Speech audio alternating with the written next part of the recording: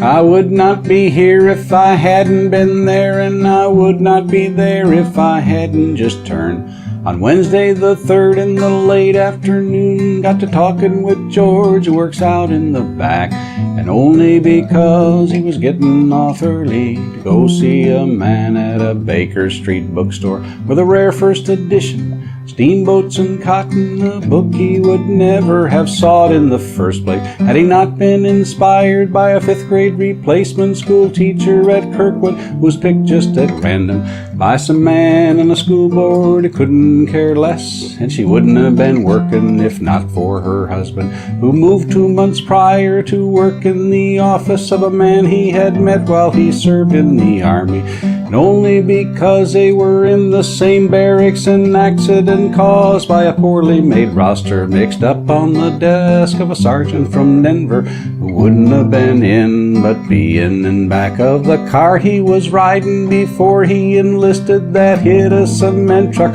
killed both his buddies, but the backseat flew up there and spared him from dying. And only because of the fault of a workman who forgot to turn screws on a line up in Detroit, that hollered at Sam, who was hateful that morning, hungover from drinking alone in the tavern because of a woman he wished he'd not married, that he met long ago at a Jewish bar mitzvah for the son of a man who had moved there from Jersey, managed the drugstore that sold the prescription that cured up the illness he caught way last summer. He would not have caught except for some kid all contagious with fever who sat on his lap, was a son of a man who sold him insurance he met at a party in college last year.